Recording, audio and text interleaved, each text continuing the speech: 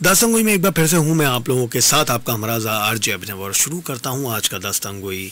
कहानी है चिड़िया की बच्ची। माधवदास ने अपनी संगमरमर की नई कोठी बनवाई है। उसके सामने बहुत सुहावना बगीचा भी लगवाया है। उनको कला से बहुत प्रेम है। उनके पास धन की कमी नहीं है और कोई व्यस्त छू नहीं गया है। सुंदर अभिरुचि के आदमी है। फूल पौधे रकाबियों से हौज़ों में लगे हैं। फव्वारों में उछलता हुआ पानी उन्हें बहुत अच्छा लगता है। समय भी उनके पास काफ़ी है। शाम को जब दिन की गर्मी ढल जाती है और आसमान कई रंग का हो जाता है, तब कोठी के बाहर चबूतरे पर तख्त डलवा कर मसनत के सारे वो गलीचे पर बैठते हैं और प्रकृति की छटा निहारते हैं। इसमें मानो उनके मन को तृप्ति मिलती है। मित्र हुए तो उनसे विनोद चर्चा करते हैं, नहीं तो पास रखे हुए फर्शी हुक्के को सटक के मुंह में दिए ख्याल ही ख्याल में संध्या को स्वप्न की भांति गुजार देते हैं। आज कुछ कुछ बादल थे। घटा गहरी नहीं थी। धूप का प्रकाश था, उनमें से छन छन कर आ रहा था। माधवदास मसनत के सहारे बैठे थे। उन्हें जिंदगी में क्या स्वाद नहीं मिला है, पर जी भर कर भी कुछ खाली सा रहता है। इससे कभी मदरा भी चक्के देखी और यदा कदा अध्यात्म का घूंट ले लिया है।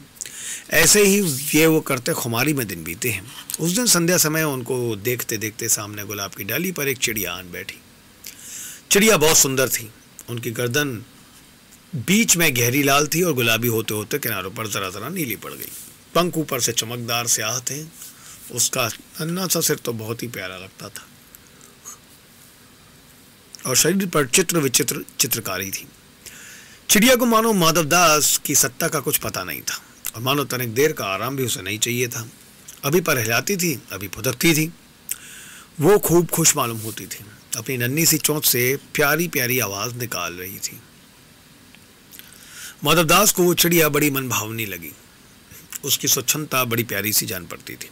कुछ देर वो उस चिड़िया का इस डाल से उस डाल थिरकना देखते रहे।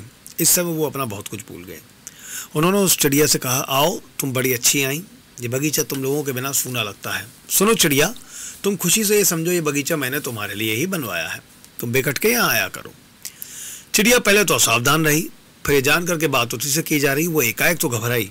फिर संकोच को जीत कर बोली, मुझको मालूम नहीं था ये बगीचा आपका है। मैं अभी चली जाती हूँ। पल भर सांस लेने में मैं यहाँ टिक गई थी। माधवदास ने कहा, हाँ, बगीचा तो मेरा है। ये संगमरमर की कोठी भी मेरी ही है, लेकिन इन सबको तुम अपना भी समझ सकती हो। सब कुछ तुम्हारा है। तुम कैसी भोली हो, कैसी प्यारी हो। जाओ, नहीं बैठो, मेरा मन तुमसे बहुत खुश होता है। चिड़िया बहुत कुछ सकुचा गई। उसे बोध हुआ कि ये उससे गलती तो नहीं हुई कि वो यहाँ बैठ गई है। उसका थिरकना रुक गया। बेबी सी वो बोली, मैं थक कर यहाँ बैठ गई थी, मैं अभी चली जाऊंगी। बगीचा आपका है, मुझे माफ़ करें। माधवदास ने कहा, मेरी भोली चिड़िया, तुम्हें देखकर मेरा चित्त प्रफुल्लित हुआ है।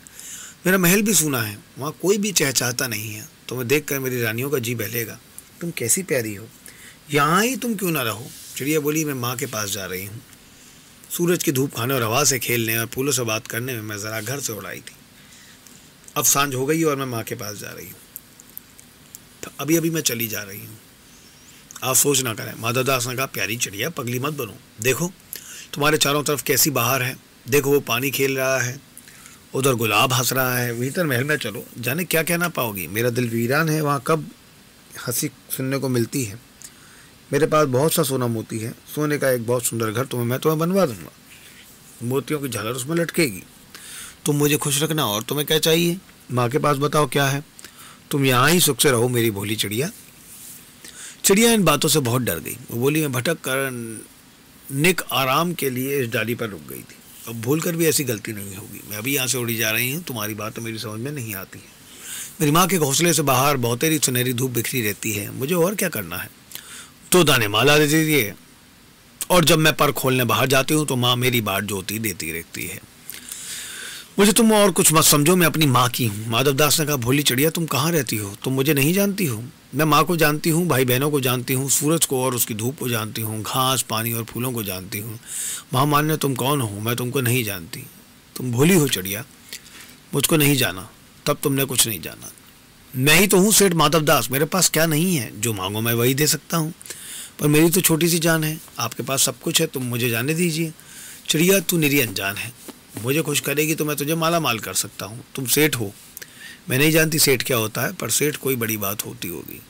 मैं अनसमझ ठहरी। माँ मुझे बहुत प्यार करती है, वो मेरी राह देखती होगी। मैं माला माल होकर क्या करूँगी, मैं नहीं जानती। माला माल किसे कहते हैं? क्या मुझे वो तुम्हारा माला माल होना चाहिए? अरे चिड़िया, तुझे बुद्धि नहीं है। तू सोना नहीं जानती? सोना उसी की जगत को तृष्णा है। वो सोना मेरे पास ढेर का ढेर है। तेरा घर समूचा सोने का होगा। ऐसा पिंजरा बनवाऊंगा कि कहीं दुनिया में ना होगा, ऐसा कि तू देखती रह जाए। तू उसके भीतर थिरक फुदक कर मुझे खुश करियो, तेरा भाग्य खुल जाएगा। तेरे पानी पीने की कटोरी भी सोने की होगी। वो सोना क्या चीज़ होती है, तू क्या जानेगी? तू चिड़िया जो है, सोने का मूल्य जानने के लिए अभी तुझे बहुत सीखना है। बस ये जान ले कि मैं सेठ माधव दास तुझसे बात कर रहा हूँ। जिससे मैं बात तक कर लेता हूँ उसकी किस्मत खुल जाती है। तू अभी जग का हाल नहीं जानती। मेरी कोठियों पर कोठियाँ हैं, बगीचों पर बगीचे हैं। दास दासियों की संख्या नहीं है, पर तुझसे मेरा चित्त प्रसन्न हुआ है। ऐसा वरदान कब किसी को मिलता है? चिड़िया, तू इस बात को समझती क्यों नहीं? सेठ, मैं नादान हूँ, मैं कुछ समझती नहीं, पर मुझको देर हो रही है। माँ मेरी बाट देखती होगी। ठहर ठहर, इस अपने पास के फूल को तूने देखा? ये एक है। ऐसे अनगिनती फूल मेरे बगीचों में हैं। वे भांति भांति के रंग के हैं, तरह तरह की उनकी खुशबू है। चिड़िया, तैने मेरा चित्त प्रसन्न किया है और वे सब फूल तेरे लिए खिला करेंगे। वहाँ घोंसले में तेरी माँ है, पर माँ क्या है? इस बाहर के सामने तेरी माँ क्या है? वहाँ तेरे घोंसले में कुछ भी तो नहीं है। तू अपने को नहीं देखती? कैसी सुंदर तेरी गर्दन, कैसे पर, कैसी रंगीन देह। तू अपने को, अपने मूल्य को नहीं जानती। मैं तुझे सोने से मढ़कर तेरे मूल्य को चमका दूंगा। मैंने ये सोचा है, तैने मेरे चित्त को प्रसन्न किया है। तू मत जा, यहीं रह।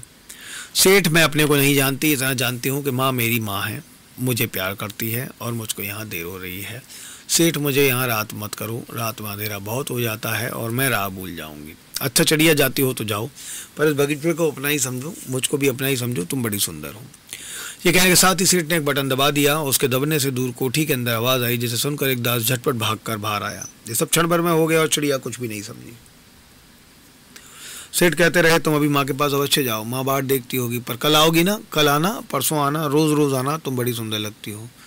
ये कहते कहते दास को सेठ ने इशारा कर दिया और वो नौकर चिड़िया को पकड़ने के जतन में चला। सेठ कहते रहे, सच तुम बड़ी सुंदर लगती हो। तुम्हारे भाई बहन हैं? कितने भाई बहन हैं? 2 बहन 1 भाई है, पर मुझे देर हो रही है। हाँ हाँ जाना, अभी तो उजाला है। 2 बहन 1 भाई है, बड़ी अच्छी बात है। पर चिड़िया के मन के भीतर जाने क्यों चैन नहीं था। वो चौकन्नी हो चारों ओर देखती थी। उसने कहा, सेठ मुझे देर हो रही है। देर अभी कहाँ, अभी उजेला है। मेरी प्यारी चिड़िया, तुम अपने घर का और भी हाल सुनाओ, भय मत करो। चिड़िया ने कहा, सेठ मुझे डर लगता है, मैं नादान बच्ची हूँ, माँ मेरी दूर है, रात हो जाएगी तो मुझे राह नहीं सूझेगी। भय ना करो चिड़िया, तुम बहुत सुंदर हो, मैं तुमको प्रेम करता हूँ। इतने में चिड़िया को बोध हुआ जैसे कठोर स्पर्श उसकी देह को छू गया। वो चीख देकर चिचियाई और एकदम उड़ी। नौकर के फैले हुए पंजे वो आकर भी नहीं आ सकी। तब वो उड़ती हुई एक सांस माँ के पास गई और माँ की गोद में गिरकर सुबकने लगी। ओ माँ, ओ माँ।